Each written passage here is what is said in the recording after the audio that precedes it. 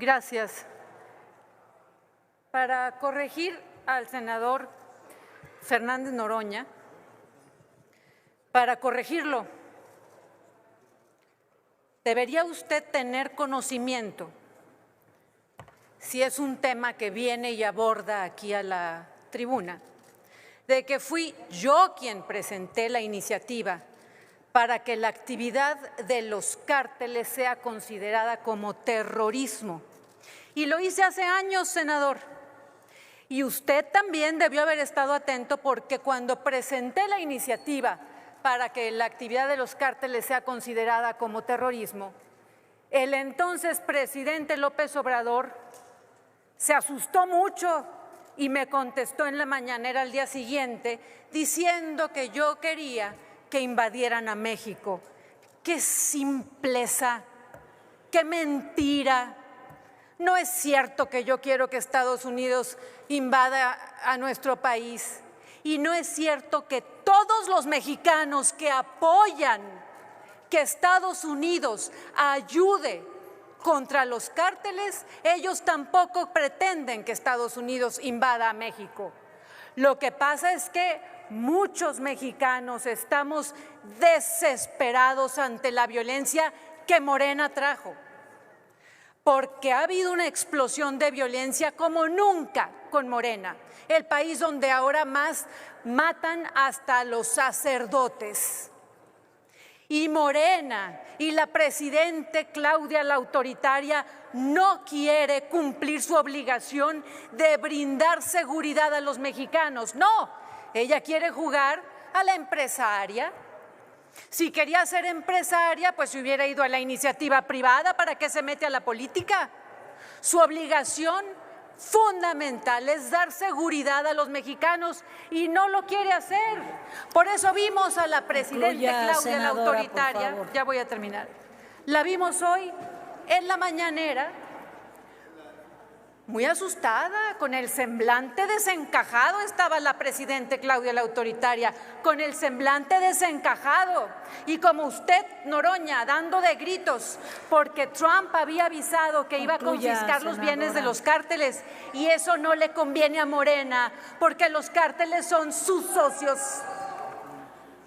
Ni modo, senador Noroña. Sabía que no quería que le respondiera. Lo aludo claramente.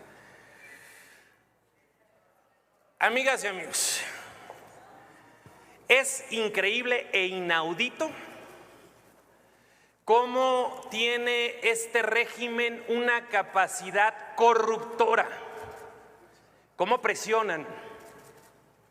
Yo hoy decía hace un momento ante los medios de comunicación que lamentaba profundamente el viraje de último momento del ministro Pérez Dayán, porque pública y notoriamente estaba en contra de esta atrocidad que somete al Poder Judicial, que destroza la carrera judicial y que le quita a las y los mexicanos la posibilidad de tener un juzgador no solo popular, sino capaz. Y de la noche a la mañana resulta que cambió de parecer el ministro. ¿A cambio de qué o a causa de qué? Es una pena, porque debo decir que tengo aprecio personal. Sin embargo, esto tiene una causa. El aparato dobló a un ministro de la Suprema Corte de Justicia, y lo que hoy ustedes vienen aquí a presumir es que no tuvieron 8 votos en contra, pero sí 7. La mayoría de la Suprema Corte de Justicia dice que es inconstitucional la reforma que hicieron. Y amigas y amigos, respecto del tema de la inseguridad y la violencia, recuerden que una de las propuestas de campaña del presidente Donald Trump es que va a atacar al narcotráfico. Yo deseo que lo haga en coordinación con nuestro país y no como ocurrió la detención del Mayo Zambada, que por no tenerle siquiera confianza, ni siquiera le avisaron al gobierno de México. Tiene que haber colaboración, coordinación. Concluya, y por senador, ello, por favor. insisto, Por ello insisto, ¿a qué le temen? ¿Por qué le sacan? A que se tipifique en México el narcoterrorismo. ¿O acaso están coludidos con los narcotraficantes? Es cuanto, presidente. Gracias. Muchas gracias, senadora presidenta. Larga vida a Pérez Dayán, ministro de la Corte, que ayer, estando en contra de nuestra posición, estando en contra de los cambios constitucionales que llevamos a cabo, dijo: yo no tengo ninguna atribución legal para echar atrás ese marco constitucional. 7 ministros ayer se derrotaron a sí mismos envileciéndose porque, como dije en su momento, reto no a los juristas del país, a los juristas del mundo, a que me digan en qué artículo de la Constitución tienen atribuciones para cambiarle una sola coma a la Constitución. Y llegaron a tal audacia que querían tachar artículos de la Constitución. ¿Por qué sí elegir a los ministros y ministras de la Corte? ¿Por qué sí al Tribunal de Disciplina? ¿Por qué sí a los magistrados de la Sala Superior del Tribunal Electoral del Poder Judicial de la Federación y no a magistrados, magistradas, jueces, juezas federales y locales? ¿Bajo qué criterio? Bajo su criterio arbitrario. Esos 7 ministros y ministras de la Corte se creían en la década de los 40 del siglo XIX, se creían el supremo poder conservador, por encima del Ejecutivo, por encima del Legislativo y por encima del soberano. Y llevaron a la Corte a tal desgaste que ayer la Corte se derrotó a sí misma. Se abrió primero una grieta enorme con la posición de Pérez Dayán diciendo: yo no puedo contradecir lo que he defendido, lo que han sido nuestras tesis, lo que ha sido nuestra posición, no tenemos facultades para echar atrás una Constitución vigente. Pero luego, en una actitud golpista, en una actitud irresponsable y canalla, la ministra presidenta Norma Piña dijo: son 6, porque la Constitución dice que 6. Claro que la Constitución que ellos niegan dice que 6 cuando sea de 9. Mayoría calificada son 8, no 6. Y entonces forzó al Pleno de la Corte para que se votara que 6 decidieran los destinos de la patria y pasaran por encima de 36 millones de votos, de 86 senadores y senadoras y más de 340 diputados y diputadas, de 23 congresos de los estados, que pasaran por encima del legislativo, del ejecutivo y de la patria misma, asumiéndose los mandantes de la nación. ¿Quién les dio tal poder? ¿Quién les dio tal responsabilidad? Nadie, absolutamente nadie. Y hoy la derecha todavía nos viene a decir que no entraron al fondo. Pues no entraron al fondo porque los irresponsables querían simplemente echar atrás la Constitución sin ni siquiera entrar al fondo. Tuvieron la osadía de decir que es una ley electoral y no un marco constitucional. Y se dieron solitos un tiro en el pie, porque al ser ley electoral, según la Corte, ahora todos los amparos que dieron estando en paro tienen que ser sobreseídos porque no procede un amparo en proceso electoral, como no procede en una reforma constitucional. Actuaron con irresponsabilidad, actuaron con alevosía, pensaron que nos iban a llevar a una crisis constitucional. Tengan para que aprendan, ayer triunfó el pueblo de México nuevamente, porque la presión, porque la observancia de lo que estaban haciendo los ministros de la Corte llevó a 2 ministros más, a Pardo y a Luis María Aguilar, a decir: no, hasta ahí no podemos llegar, a decir que 6. Y luego, si no lograban 6, iban a decir que 5, que porque tenía voto de calidad la presidenta. Y luego, cuando se quedara sola, Norma Piña iba a decir: la Constitución soy yo y yo mando por sobre todos. Orador, y todavía, ¿me permite, senador Noroña? Nada más termino esto. Y todavía la desvergonzada oposición viene a decirnos: mentiras, barbaridades, no entienden, no aprenden. Les ganamos con 36 millones de votos y en 2027 el PRI va a desaparecer del escenario político electoral de la patria. Senador, la senadora Simei, ¿con qué objeto, senadora? Presidenta, saber si el orador me permite una pregunta.